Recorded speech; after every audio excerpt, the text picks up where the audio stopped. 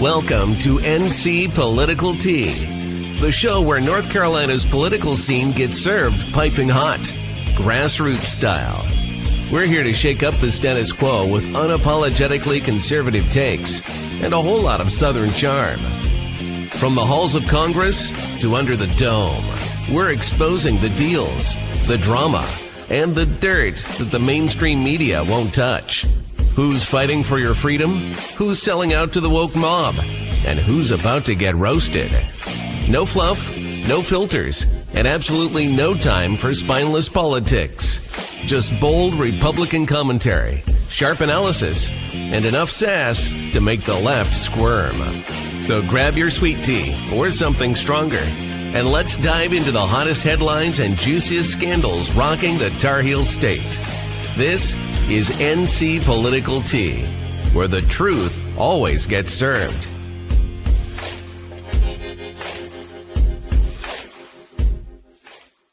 COVID, these numbers would have been substantially better. But even taking account President Trump's last year in 2020, we saw a $6,400 real after-inflation gain in income for the average family. And that compares with Joe Biden, which was a measly $551. So, Mr. President, you gained 10 times more income for the average family. Okay, so there's a lot of I told you so's to go around. Sean, how are you? I'm good. How are you, son? I'm doing great, and I'm so glad that you're here with me tonight. Me too. Excited to be here as always. Love this. So, Sean, you've been very big in our movement here in North Carolina, log cabin Republicans, etc. You're an entrepreneur, so you really know business. Your specialty is retail, long-standing retail. You've been on this show many times. You've calmed my nerves. You've held my hand. You've even held my hair back when I vomited in the toilet. So worried about these tariffs. Yeah, it's everybody, along with everybody. Everybody still has, there's still a lot of people that are uncomfortable by them, but I tried to be a voice for calm and reason because we've been through this before. So, well, even on CNBC, they had to admit that by gum, Trump's economy is working and working bigly. Wait until you see the hockey stick I'm about to put up here for you to see. Collecting in revenues. And I did this in part because Wilfred's here and he can talk about the UK trade deal. But just this is the monthly numbers. And they have gone up a lot. June is actually set for another big increase of $27 billion. That is money coming into U.S. coffers from tariffs. We are collecting a lot of revenue. So far, guys, $121 billion has flowed into the U.S. government since the start of the fiscal year. It's still a tiny portion of the overall revenues that the U.S. government gets, but it's increasingly a lot. She's what we like to call in the Jewish religion, verklempt. Yeah, I mean, what's interesting about that hockey stick? Great to see it go up, but during the Joe Biden term, tariff revenues stayed kind of where they were during Trump's first term. So it told you that during Biden's term, he didn't take the tariffs off of China that we had put on them in the first term. So it's a lot of fear mongering and I guess I would say wanting to make headlines in the media. And then you have them coming back around and saying, well, we're so surprised by these numbers and so surprised by these reports. Well, are you that surprised? Because I don't know. I sat here and called it that I didn't think that these things were going to happen. And you're so surprised. You had it right from the beginning. I mean, you were an early adopter of this, if you will. I mean, you were really on it. But even today, I believe, today or yesterday, our own Locke Foundation, and I say that because it's really the conservative outlet. If you live in North Carolina, you'll know it's a conservative free market quasi-libertarian outlet. But they're still saying in this article, I didn't put the whole thing up, they're still hedging on it. Tell us a little bit about this and the pushback. And they're doing this, like I said, in the face of the news today. Well, so I think, first of all, the one thing to take into account is like the original conservative and libertarian standpoint is for free markets. So I can understand why there's still a faction of people who believe in true free markets. But in today's current economic environment, we are not mass producers of goods and services that are provided by Americans in the world. So, Right. And for those outside of our markets around the world, that's the first thing. So understand the push, but your position doesn't make sense in the economic state that we live in today. Second, I'm not sure if this push is because they are intentionally lying. Like what I was just saying, you had all of these economists on all of the mainstream medias. Luck is conservative. Luck is conservative. I do think they call balls and strikes a lot of times. Mhm. So that's why I wanted to contrast it with CNBC, which is, eating their shorts right now. Yeah. And right. We've had some really good, I reposted something the other day where I was actually in Winston-Salem and High Point this week and talking with furniture people, and they echoed what you said and what we have reported on, that their market is doing better. Because here's the deal, guys.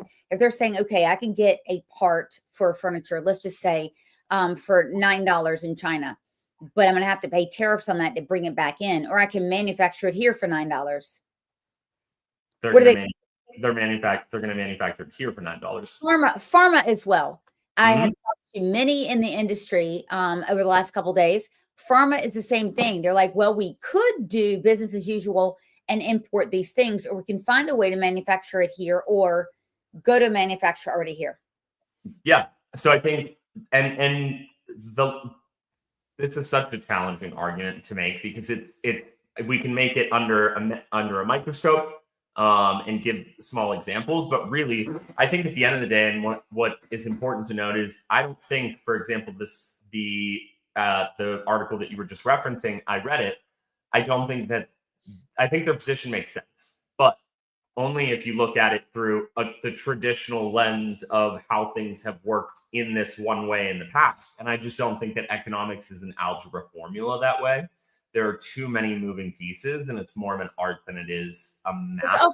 It's also psychology. I mean, there's actually a field of study called behavioral economics. I actually studied it, under someone who originated that, Larry Summers, who is an economist, and I actually believe in a lot of that. And so you can't, and by the way, behavioral economics is rarely rational, right? Mm-hmm. So when you put these tariffs on, et cetera, it does something to the psyche of the American body politic, the business owners, et cetera. And we capture that early on. We had that early on with you, and you were saying, the psychology, et cetera. Here's somebody, I don't know, this person is saying, look, still the working poor is having a difficult time, et cetera. And you know what? That's from a lot of different things. We actually drilled down on illegal immigration and the cost of illegal immigration, and you would not believe it. It's astronomical. And so I do agree with that. The person that posted every single thing, and I think we're working towards this on the state level and the federal level, every single resource that belongs to Americans, like healthcare, education, even food, that needs to be taken out of the hands of people that don't work for it.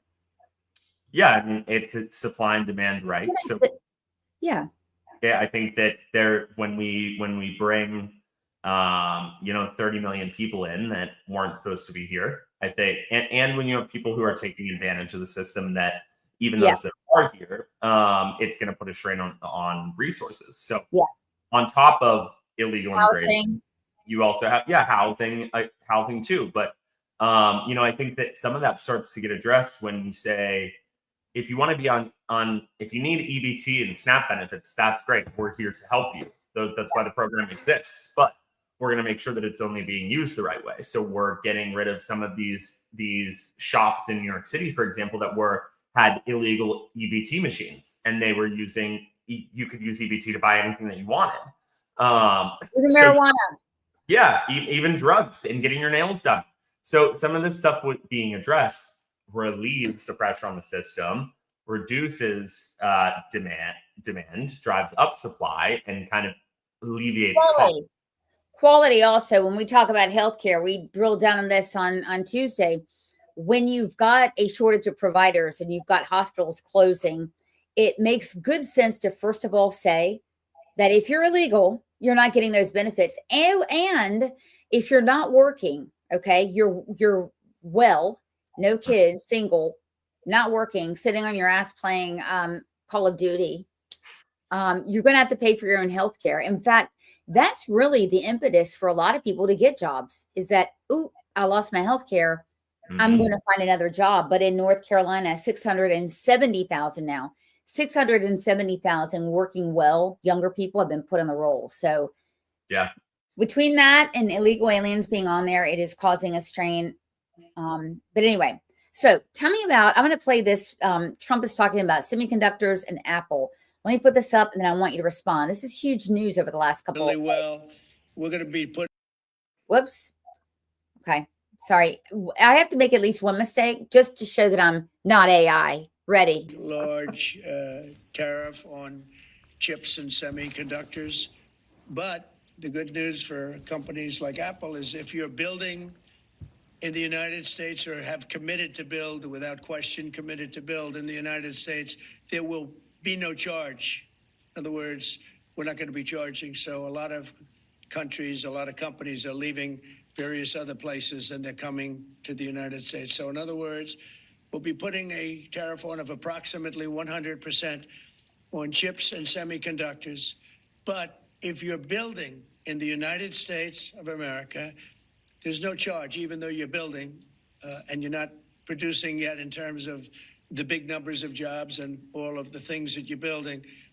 If you're building, there will be no charge. Okay. So what does this mean? And what do you think? So this is an interesting one. I'm curious. I have to get in and we'll have to see what all happens. But because there are, everyone wants to say like, we will never be able to produce chips here in this country, but we did for decades. We were the leading manufacturer for a very long time in semiconductors before we, offshored a lot of this. And now Tim Cook is right when he says that the workforce currently does not exist with the expertise to produce these things. He is correct. Like that, the biggest barrier is actually workforce training.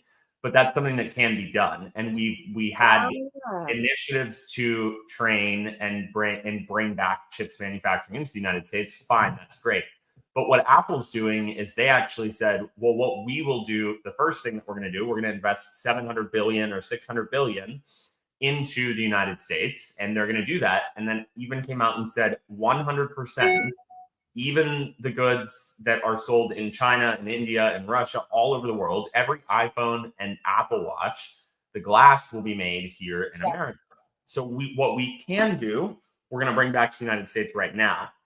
And then we're going to invest in developing ways that we could bring, for example, semiconductor manufacturing to the United States in a more meaningful way. But that is going to take more time. So we'll be curious to see if the semiconductor piece, from a tariff standpoint, are we still going to tariff these semiconductors, knowing that, over time, we're going to eventually bring semiconductor manufacturing back here in a way from a national security standpoint that we are safe, but time will tell. But 100% of the glass on every iPhone in the world will be made in the U.S. And I think that is meaningful and impactful.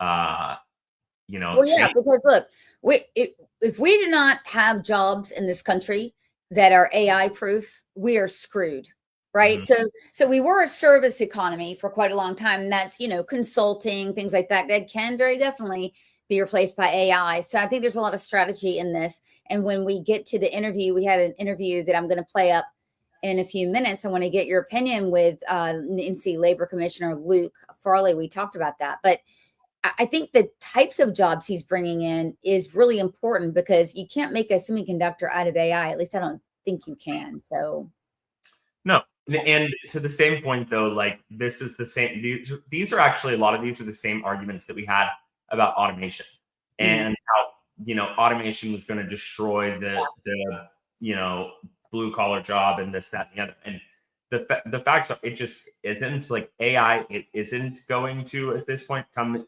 and unclog your sink drain. Right, It's not right. going to build semiconductors either.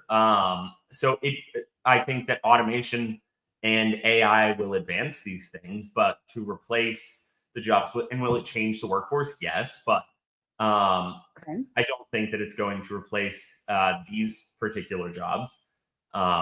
Maybe my consulting gigs on the side will be replaced by AI, but I still haven't gotten in the swing of AI. I mean, I do it for research and that's it. I mean, I have friends that you probably do too, they use it for everything, use it for even a Google search. At this point, I'm not, I'm a writer. So I like, I enjoy the process of writing. I like to have my work product be my original stuff.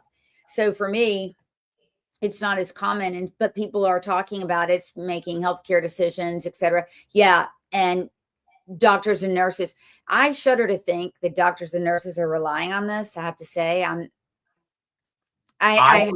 listen, I'm kind of it does worry me a bit. Listen, because I think if you believe that the doctors who are currently in med school aren't using AI to get through med school, and lawyers too, maybe. I don't know. Probably lawyers too, but I think that it becomes, listen, this is my view on it. It's super simple. Before the calculator was invented, being a calculator was a job. Like when we went to the moon, there were people at NASA and their job role was called calculator. They did math. And then the calculator is invented, technology advances, and everyone's like, oh my God, this is going to be devastating. Think about all the calculators that are going to lose their jobs. And we've just evolved. You evolve to leverage the tool. It's a tool versus we are humans. I think that we will evolve to manage and leverage these things as tools. The same way that your accountant uses a calculator now. Yeah. Or I damn sure do. I'm terrible at math. So speaking about the American worker, which I think is really the theme, the American worker and perverted teachers. I don't know if I had to bifurcate this show, that's what it's going to be. Heavy on the American worker. So let's get to that. I'm going to tell you guys that Trump has been saying this. Rubio has been saying they're going to do this. Finally, starting September 2nd, 2025, the U.S. State Department is eliminating interview waivers, so the drop-in box system for nearly all non-immigrant visa categories, including H-1B renewals, forcing applicants to appear in person at consulates abroad. This policy, it signals a deliberate pivot to a more hands-on, stringent vending procedures reminiscent of Trump's first era policies. He said he was going to do it. Rubio said he was going to do it. Now they've done it, and now the left is losing their shit predictably. I mean, shocking that we could really start. You'd think people would listen when he says he's going to do something and then he does it and they freak out. But I think this is great and more hands-on. What I voted for. Right. I mean, we voted for more, John. We voted for America First. So the America First, definitely, I think the first thing that obviously that means resources. So we're talking about healthcare to Americans, education is being spread so thin. Second of importance, I think, is work, right? Yeah. And the H-1B argument is one that has, even on the right, people go back and forth. And look, I think there is a use case for it. I think that over the years, it's become far too broadly used. I mean, every job application. You don't say. They're asking, when you go through, you can see it. They ask, if you'll need work requirements or whatever. And I don't know. I think at this point we've over leveraged the tool. It was originally used for very specific instances, and that has grown. So I'm happy that we're reeling it back. I am too. I mean, look, we are hiring in rural North Carolina foreign teachers to teach English in our schools. Or even did you see recently it went viral, the La Quinta Inn hotel in, I don't remember what state it was, but they offshored the front desk workers. And you sign in now with a guy who's sitting in India somewhere on a headset talking to you through this check-in thing, and he pushes buttons and drops your keys. And it's called the hospitality industry. Hospitality. That's not hospitality. What is it? I don't even know. I don't know. Look, it's one thing in my Marriott app when I'm running late from a meeting to get somewhere, but it's another thing to completely remove the person at the front desk and have basically like I don't know. It's on another level. So I think that's the point, right? That's the point that I'm trying to make is we have gotten to a place where it's been taken advantage of and where we need to say these jobs are not for offshoring. Right. Like teaching English in a rural school district in North Carolina. So I had the opportunity to sit down with Luke Farley today, who is our labor commissioner. The guy's background, I mean, wonderful family man. He was a lawyer, an employment lawyer. I knew him back before he was in office. I mean, he's just a great guy, but he's limited in what he can do. And I think you'll find that in the interview. We're going to play 3 segments. The first, he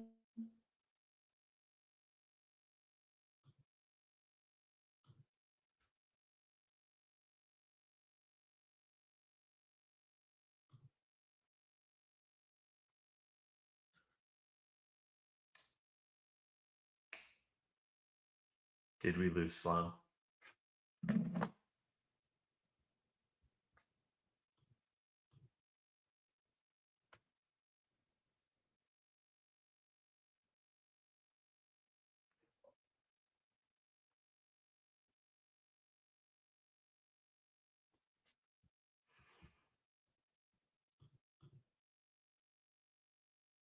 Okay. I'm not sure if I'm live right now or if Sloan is one of us is live. Oh, I think we lost Sloan. And I can't control the space. I can't control the background. So let's hang tight until we get her back.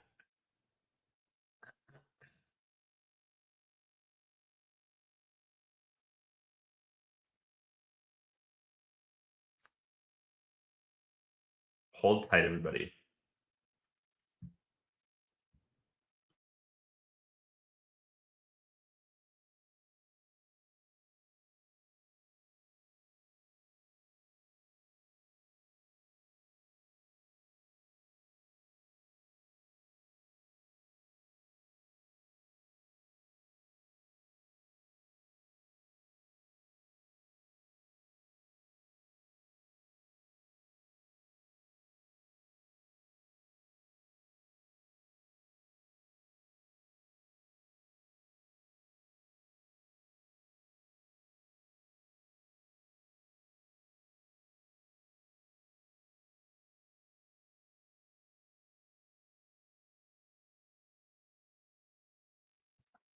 All right, Sloan has confirmed that she fell off. Her internet has gone down. So while she is getting back up and running, we are all just going to hang tight because I can't control anything in the live stream. So I'm just here hanging out with you.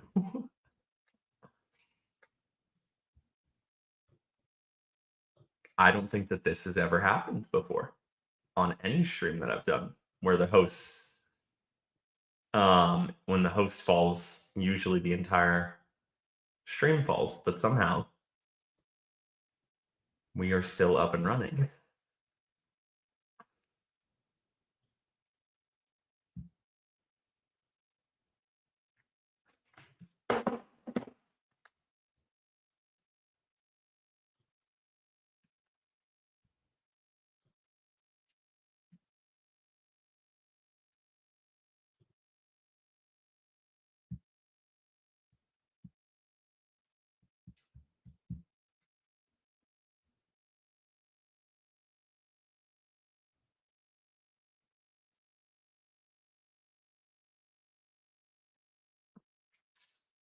I'm gonna try something.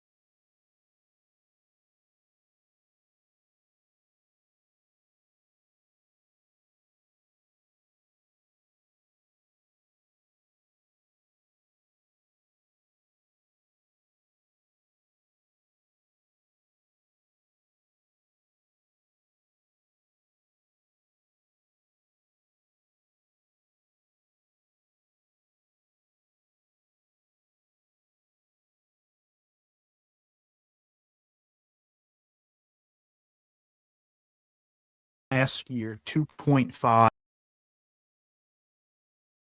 for North Carolina's workers. The people in North Carolina are the best skilled, hardest working workers, I think, in the entire country, and they deserve to be paid every penny that they've earned.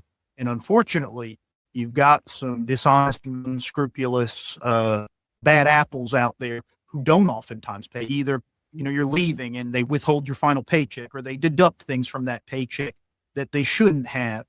And when they do that, most of the times a worker, somebody, an auto body mechanic, somebody in a factory, they can't go out and hire a lawyer and sue their employer over $100 that was improperly. Verify is, and you just said, basically, in this role as commissioner, you don't have a role to go in and spot check. Is that something that you would consider lobbying for? So if you begin by telling us just what E-Verify is, most of us know, some of us don't.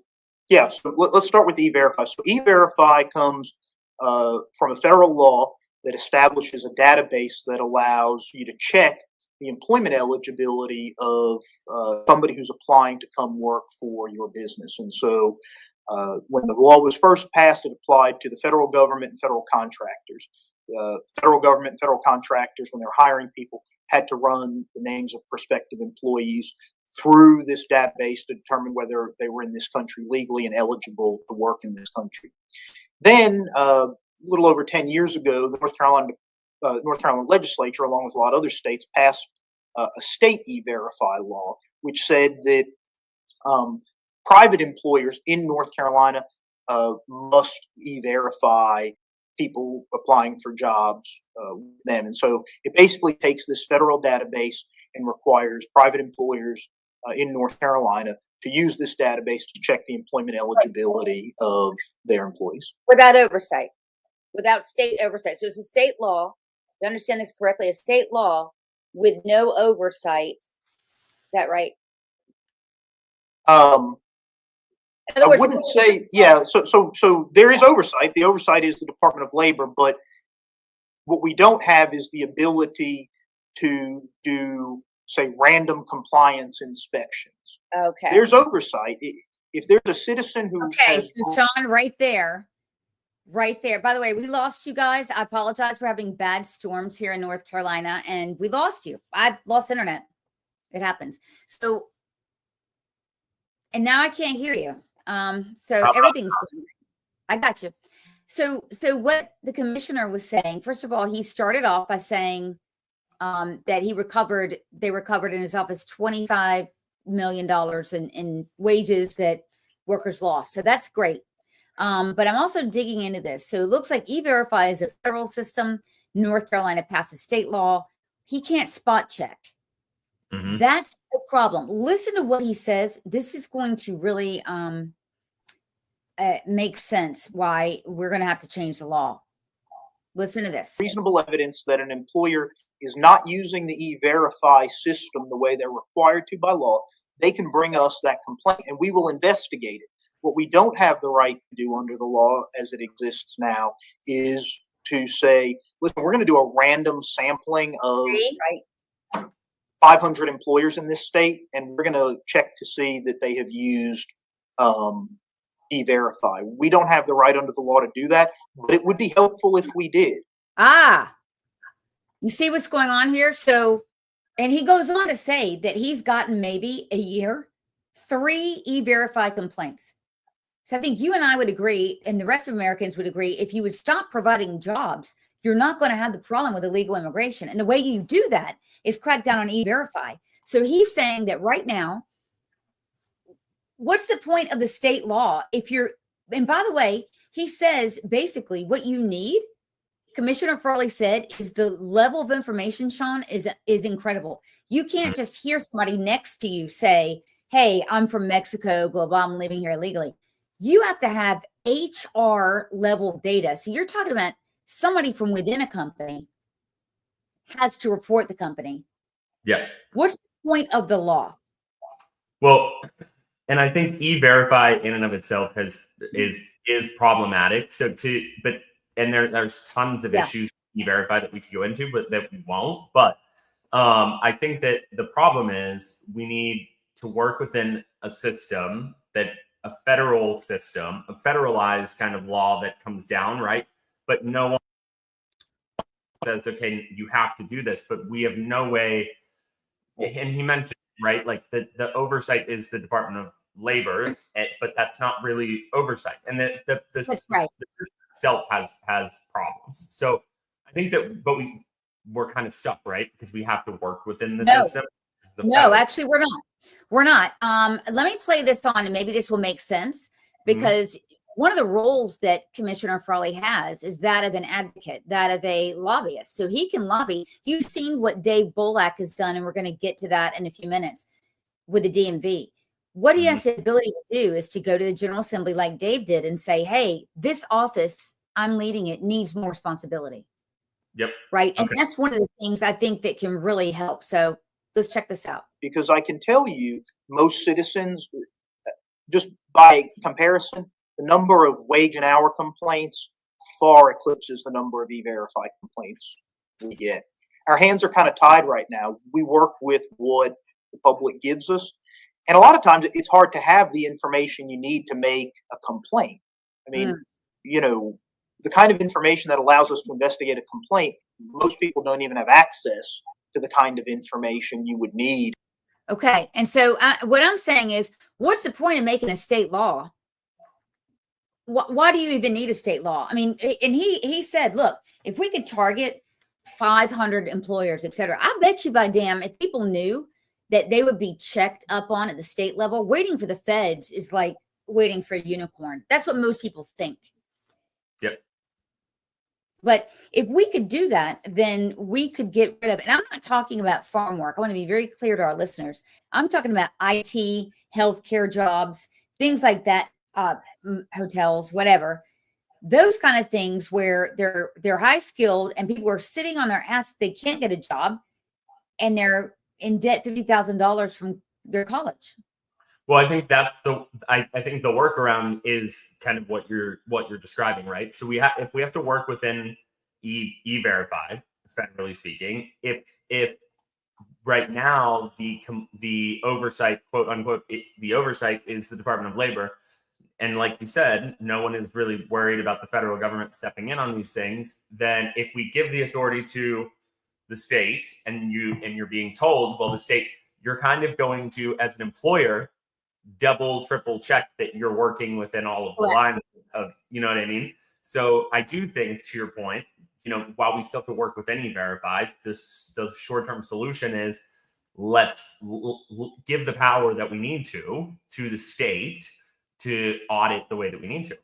Yeah, through Luke's office. One other thing that I think you're aware of, we've been hearing about this. So monies will go to on the federal and state level to job training.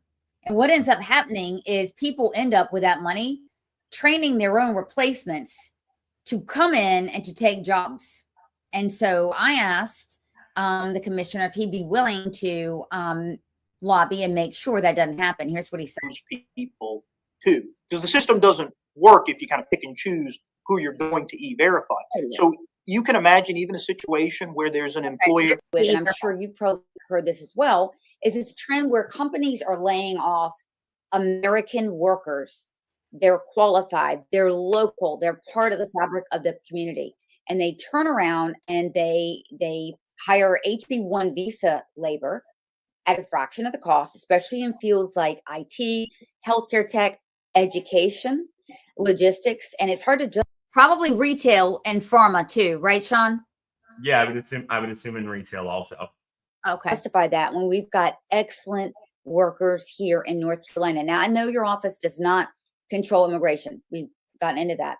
But you do have a platform to protect the workforce. So my question to you is this: would you lobby the legislature to restrict state job training funds and grants from going to companies who have a pattern and practice of actively displacing our workers, and giving benefits to foreign workers? I mean, why should they get our tax dollars when you've got another company? I can easily advocate for that. This is the first time I've heard about this particular issue of grants going to companies to reskill or retrain. And to be fair, we've heard this out west quite a bit. We've heard this in Oregon and tech heavy areas where this federal money is being given. People who are being brought in on visas and displacing American workers. I cannot believe we would ever use North Carolina tax dollars or American taxpayer dollars to basically force the American worker to subsidize and underwrite their own displacement. That's right. Okay. So, and that's what we wanted. So I was pretty happy about this interview because I think I got 2 commitments from our labor commissioner. Number 1 is to talk about being able to have a hammer for E-Verify. That's going to keep a lot of stuff out. And number 2 is to make sure that these grants for job training, because let's say that you are a carpenter or whatever and get laid off and you want to go into tech. You're an American. That money's for you. And to your point, we need it for AI training, right? Yeah, well, and we know that this happens. We've seen this happen, and we've, like you said, a lot of these stories come out of the West Coast, the tech heavy areas, Google, Apple, probably a lot of those guys, Amazon. But it is just as it's just as reasonable to assume that it's happening here too. Probably not on the same scale as Google and Amazon, but they've got offices here too. So I think it's happening in healthcare. It's happening in healthcare. I can't tell you where because I need to verify it, and I have a couple sources. I believe that. I'm sure that it is, but I think to the point, it doesn't matter where it's happening or even on what scale. Americans should always be put first. Right. And the commitment to do that is great. But it all begins with education, because as you know, now it's even different from when you went to school and you're very young. Now, kids are being indoctrinated and pushed at the same time into a college degree they can't afford and they cannot use. Yeah. And this has been, there've been some viral posts about this lately. And, the of people sharing, like, I'm stuck, I'm paying $2,000 a month in student loans, and like $1,900 of it a month gets paid in interest, and $100 of it gets paid towards the principal. It's really sad. And the push, I understand the pushback from some people where it's, well, you should have read the loan terms. You should have read the loan terms. But at the same time, these are 17-year-old kids. You're 18. Kids, and you're also you're being told that you're not going to amount to anything. You're not going to be able to get a job. You're not going to be employable. That's the lie they're telling people. Well, but they're also telling people lies. I know, because I remember sitting in the office, and it was mandated that they had to do this as part. If you were getting a federal loan, you had to meet, and they tell you you're going to make this much money when you come out of school with this degree. This is the whatever the app they say. This is what they say with your degree you're going to make. Right. And it's just the BRM statistics. Yeah. Yeah, it's just not true, and they tend to be. You're going to be able to do all of this, and it isn't true. And yeah, you're lied to and told. You're also told everyone else is doing it, so you're like, okay, you just assume. I am very blessed and lucky. Like I went to a 2-year school. I have an associate's degree. I never went back, finished my bachelor's, because I got into my career field and I was good and passionate about what I did. More people should look at associate's degrees. Bachelor's degrees are, to me, in most fields that people get them in, are useless. But I think these are predatory loans. And the only reason why these kids are getting loans like this are because they're backed by the government. And the banks wouldn't be handing out loans to people to get these degrees, $200,000 in debt to make $40,000 a year if the federal government wasn't backing them. So they're predatory loans. The kids are being lied to. I feel bad for them. But at the same time, you should have read the loan terms. Yeah. Well, I know. I mean, we're conservatives, so we're very much into personal responsibility, but we can see. And if I'd not gotten a scholarship, I would be paying this off until I was in my grave. So I'm very fortunate about that. Speaking of, charlatans and sharks, the DMV just had a big audit. The last time you were on, we interviewed Dave Bolak, who's the auditor. Mm-hmm. We interviewed Dave Bolak, and he told us what he was going to do. And what I love is a politician that says what they're going to do and does it. And here's what he said 3 months. North Carolina DMV. As a matter of fact, we've instigated the first part of that audit. We're doing a floor to ceiling audit of the Division of Motor Vehicles, as I promised on the campaign trail. Sloan, you heard me many times talk about this. And the way we've designed it is, instead of trying to eat the elephant in one bite, we're gonna accomplish a series of individual audits focused on parts of the Division of Motor Vehicles. And as we finish Make it painful. that's exactly right. We are making it, to your point, if you do it right, it is getting in the minutia. And so, Okay. I mean, he got in the minutia very big time. Whoops. now- I'm telling you, I've got more videos going here. I'm telling you. All right, here we go. He did get into the minutia. This is a 450-page audit. We're just going to go over a couple of the highlights, but I'm telling you, all over the state of North Carolina, we would see people come out in lounge chairs 8 a.m. or 8 p.m. like a big sale. 8 p.m. the night before the DMV would open. I'm not kidding you. The lines, I mean, they were just at capacity for several years. Who's responsible for it? Why, it would be the governor. It would be the governor. Have you seen online the amount of lines that they have? I mean, it's. I have not. I have not, but I will tell you that when I had to get my when I moved here and I had officially changed my residency and had to get my license with I forget whatever it's called, the newest versions that you could fly. Oh yeah. Oh yes.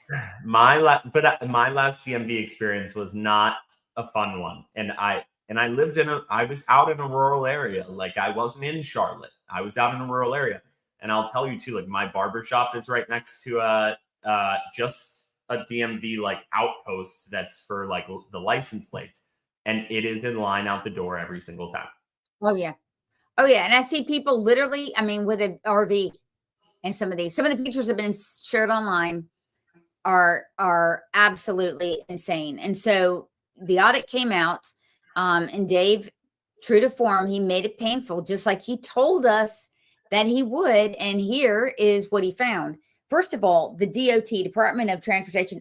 Let me tell you guys, I live in Raleigh. I'm around politics all the time. The Department of Transportation is where the family members that are not so bright of politicians go. They put them all there because theoretically they can't kill someone, they can't blow up something, it should be a job that you just can't screw up. Okay.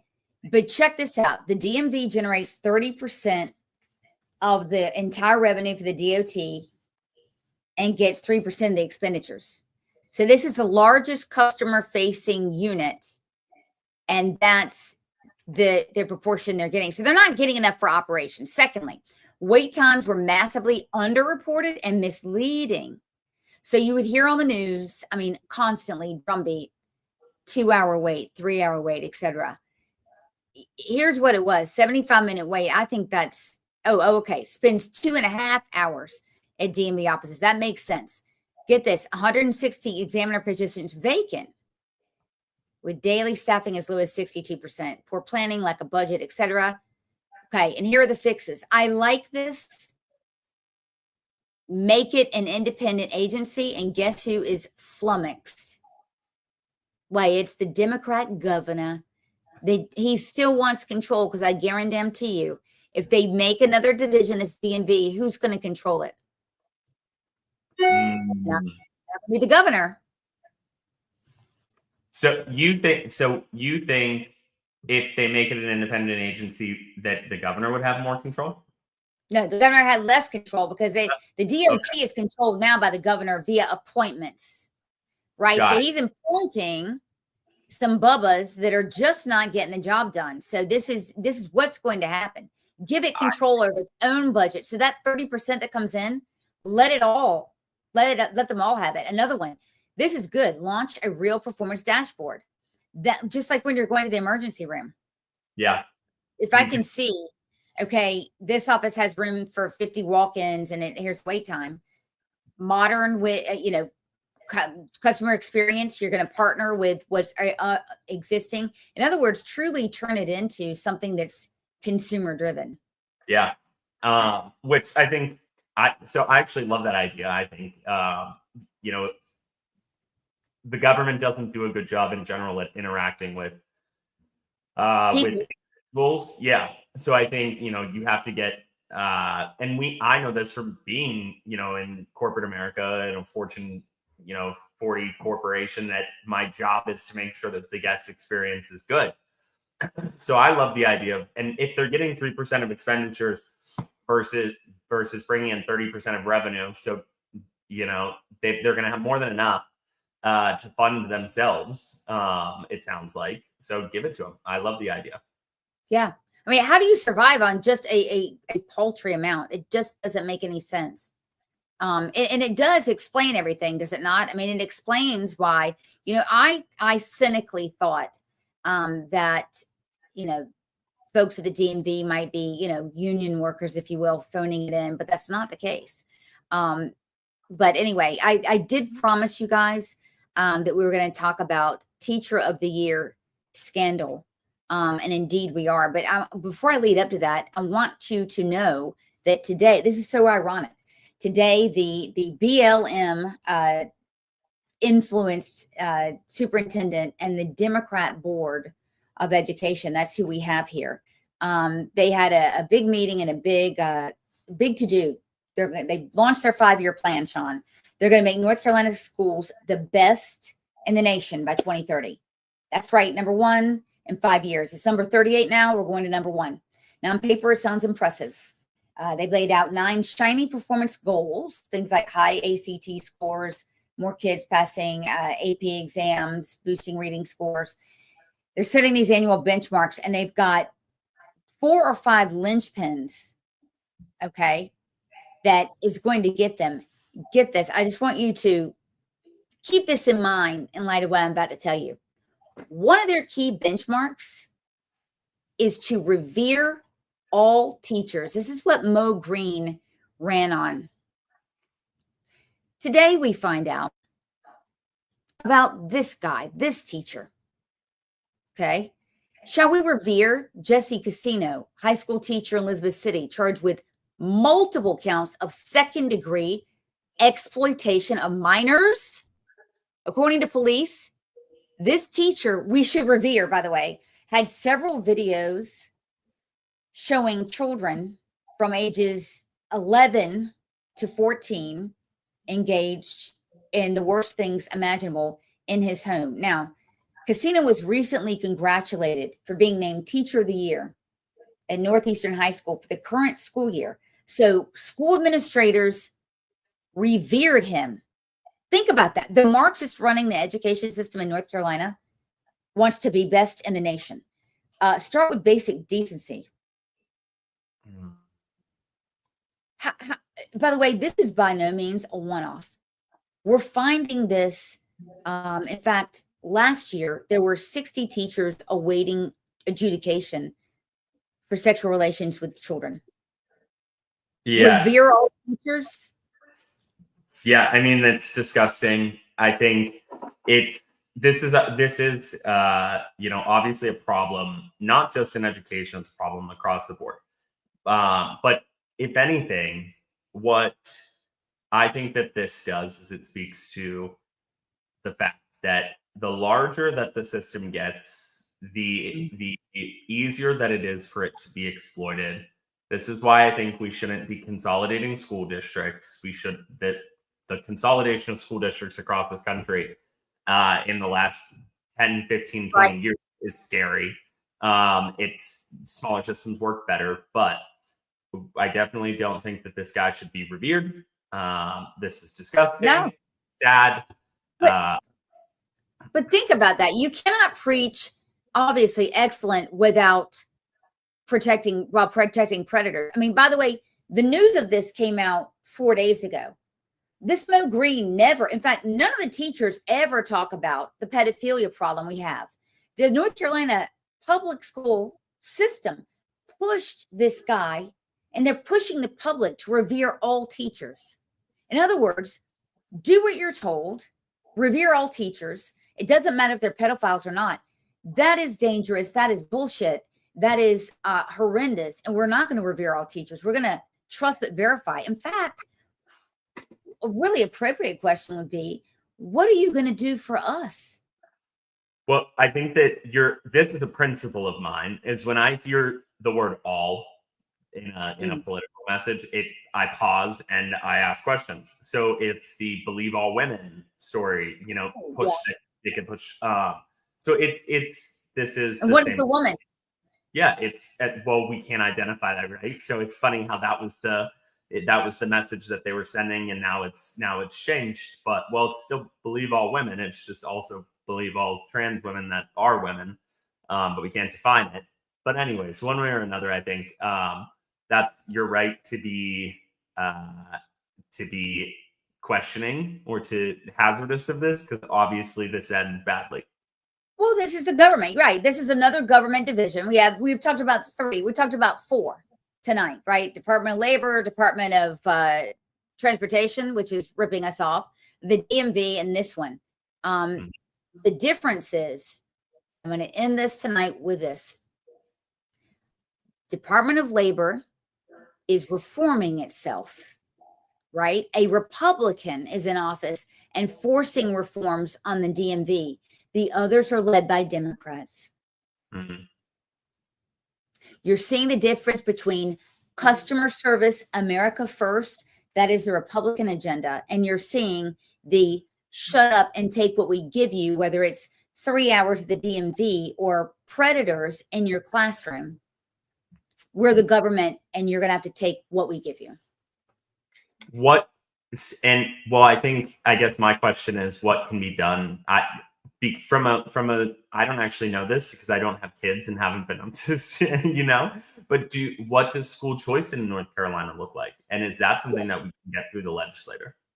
We already have it. We have opportunity scholarships, which theoretically pay for private schools. But again, that's one way that would theoretically add competition. But you do have a lot of rural territory here in North Carolina, 92 rural counties out of 100. And not all those counties have an option for that. And I will tell you, the children that need it the most are the children that don't have access to one. And that's why I've always been an advocate to make sure the public schools are excellent, because private schools are always going to be out of reach.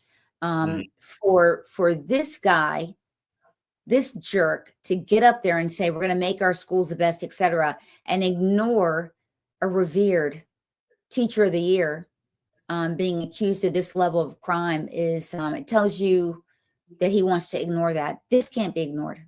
No, I mean, I concur. It should not be ignored. It should be amplified. And we should be setting examples of these people to deter others from doing it. Yeah, absolutely. And there's very little deterrent. You'll hear, a couple of things, a few headlines, and then poof, they're gone. And so we have to remember, that this government works for us. I think tonight we've shown you an example of what Trump has done to make sure the economy is working for us, America first. We've seen what Luke is doing, right, to put America first. Certainly we've seen what Dave is doing. And so I think I'm really excited about our future, because we've got good leaders here in North Carolina and on the federal level that are, it's not easy, it's not. I think the biggest thing that I'm excited about it was the first segment that you touched on, was actually wage growth. That's something that wage growth has been very slow for Americans over the last 5 years. Even in the last 6 months that Trump has been in office, wage growth has been slow. Not slow, but not fast enough to keep up with inflation. With the Biden inflation, that was absolutely crushing. If you were to remove the consumer inflation that occurred in the 3.5 years under the Biden administration, that was just absolutely tremendous and tragic, we probably wouldn't be in this position. But we need to do things to amplify wage growth to get Americans caught up with the inflation that has already occurred. Right, because that inflation is not going to ratchet down. Yeah. Inflation will never ratchet down. You're not going to get, once they go up, you're not going to get it to ratchet down. So you're right. The only way to do that is through wage growth. That's the only way to do it. And by the way, this housing thing, we're going to go over this next week. You cannot create affordable housing while not fully and aggressively and swiftly dealing with the illegal immigrant problem. Mm-hmm. You can't do it. The cost is still cost prohibitive. I mean, when you're putting multiple people, in a place, et cetera, and you're paying, you're pooling all your money, right? Because I mean, there's like 16 people living in some of these houses that you would not be able to afford. Well, it keeps the rates up for housing. There's a lot of factors, but when I hear even some conservatives talk about it, they're not budgeting in the amount. I mean, the magnitude of this problem with 30 million people coming in here unaccounted for. They're living somewhere. Yeah, there's something that I've pushed for. I've posted about it. I actually think it's the first thing that I would do. If I was in Trump's position right now, the first thing that I would do to deal with the housing crisis would be to force the banks to release the REO on hand. So I know that we're at the end, but this is actually really interesting to most people, and I think it should be highlighted more. After 2008 and the housing crisis, we allowed banks to hold on to real estate property on their books. And it counts, doesn't count against them in their like liquidation formulas. So the amount that they have to have liquid. So they're holding on to millions. Okay, so they're landlords. So viewers, basically, it's like having Bank of America being the landlord instead of having others have the opportunity to buy it. And by the way, big corporations are doing this and foreign corporations are doing this. Tom Tillis is up to his eyeballs in a company that goes in after disasters, buys up land, buys up places, fixes it. But if they're buying, 10% of the house and housing inventory and sitting on it. Well, let me ask you this. Like, do you remember how back in the day, like maybe an aunt or an uncle or your grandparents would like buy a second house as an investment? Mm-hmm. Well, after 2008, what happened is they said, well, we're going to let the banks buy these houses. So you still would go into court and bid against each other to buy the property that was foreclosed on. But when it's you, me, and Bank of America all bidding on this house, and at the end of the day, Bank of America, it doesn't matter what Bank of America writes the check for, because the check goes through the courts and back to Bank of America because they owned the loan on the home. So they could bid whatever they want on the property because they're getting the check. So yeah, either way. System, it's a fixed system, and they're sitting on millions of homes that should be released to the American people. That's step one. And then I'll be interested to watch and hear more about this when you go into it next week. But that's my first push and my big push. I've posted about it. More people should do research on it because Trump can do that via executive order right away. That's fascinating. And I'd like to see it applied to these big conglomerates that will go in. Open doors. I'm not saying they have in this particular instance in Western North Carolina, but you can imagine if they go in and they buy all this land because the house, you can't pay property taxes on something you're not living in. And I'm not saying it's taking advantage of people, but it's taking advantage of people. Mm-hmm. And then holding that land. I think companies should be responsible for that too, Tom Tillis with the H. I think we should be. This country was built on the idea of home ownership and land ownership. And I think that Americans should have districts and areas that we don't allow property to be owned by corporations. Yeah, I know that now you're going to be called a liberal because you're market tinkering, but I know I am, but I believe that. But if you don't, these corporations always have the advantage over the individual. Now you sound like Occupy Wall Street. Sean, you're stepping all over yourself. We could go on, and I'm just teasing you. Listen, it's been great to have you.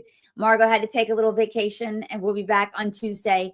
but I love having you in here for the economy stuff and the tariff stuff, because every single time you're here, we get to say, and I told you so. You get to say, and I told you so. And you make us look so good. Well, I'm glad to say I told you so, and I was ready to. And I'll come back anytime to say it. We all benefit. If I'm wrong, don't bring me back to say that I was wrong, but I'll come back to say. No, I don't think that's going to happen. Listen, you put your chips wisely on our president. So I don't think you can go wrong, Sean. I think you're in good shape. Me too. I think so. And I'm glad. Thank you for having me, Sloan. I had a great time. I'll come back anytime. Absolutely. All right, guys. Have a very good night. Thanks, Sloan. That's a wrap on today's NC Political Tea. We hope you're leaving sharper, spicier, and ready to take on the political craziness in the Tar Heel State. If you loved what you heard, or even if it made you mad, don't forget to subscribe, leave a review, and share this show with your friends, family, and that one coworker who just needs the truth. Follow us on social media to stay in the loop and get your daily dose of conservative fire. And remember, here in North Carolina, the grassroots grows stronger when we stand together. Until next time, keep the faith, keep up the fight, and don't let the left water down your tea. This is NC Political Tea, where we spill it like it is.